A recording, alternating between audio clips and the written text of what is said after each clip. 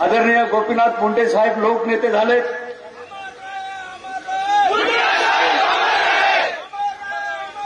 मुंडे साहेब अमर रहे। मी खूप भाग्यवान आहे, मला आदरणीय गोपीनाथजी मुंडे साहेब यांच्याबरोबर काम करण्याची संधी मिळाली आणि पंकजा ताईबरोबर सुद्धा काम करण्याची संधी मिळाली। विरोधी पक्षनेते म्हणून मुंडे साहेब असताना आम्ही होतो आणि गोपीनाथ साहेब आणि माझे वडील भास्कररावजी शिंगणे हे सुद्धा एकत्रित विधानसभेमध्ये एका समितीमध्ये त्या ठिकाणी होते। दोघांचा ऋणानुबंध।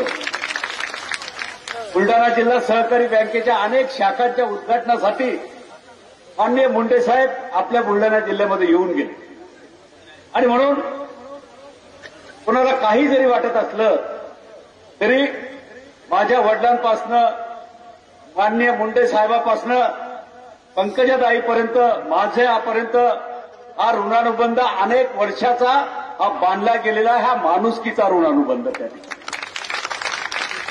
आणि मी सांगितलं मगाशी की यशवंतराव चव्हाण साहेब लोकनेते होते, मुंडे साहेब लोकनेते होते, आर पाटील साहेब लोकनेते होते, माननीय पवार साहेब हे सुद्धा लोकनेते आहेत। कारण हे लोकनेते जर पाहिले तर हे सर्व पुरुष मंडळी। या महाराष्ट्रामध्ये महिला म्हणून केवळ एकच लोकनेते आज महाराष्ट्रामध्ये आहेत, त्या म्हणजे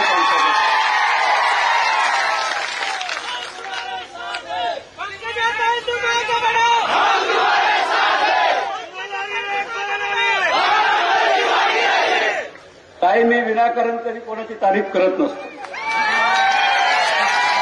मला मनाला जे पटते, माझ्या मनाला जे खरं वाटते ते मी स्पष्टपणे बोलण्याचा प्रयत्न सातत्याने करतो। आणि म्हणून या राज्यामध्ये महिला म्हणून लोकनेत्यांच्या मागं जनसागर उमळून पडतो। महिला म्हणून लोकनेत्यांच्या मागं लोक पळतात, गाडीच्या मागं पळतात। अशा पंकजाताई पहिल्यांदाच मी तुम्हाला त्या ठिकाणी पाहिलेलं आहे।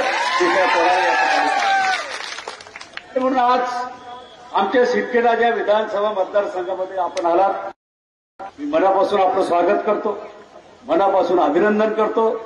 आणि जसं प्रतापरावांच्या विजयासाठी आपण आलात, शुभेच्छा दिल्या, मी सिंदखेड राजा विधानसभा मतदारसंघाच्या तमाम जनतेच्या वतीनं आपल्याला सुद्धा लोकसभेच्या विजयाच्या खूप खूप शुभेच्छा या ठिकाणी।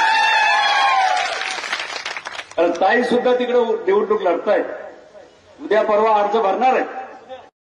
निश्चितपणे या मतदारसंघातील तमाम लोकांच्या तमाम जनतेच्या वतीनं आपल्याला विजयाच्या पुन्हा एकदा मी खूप खूप शुभेच्छा या ठिकाणी।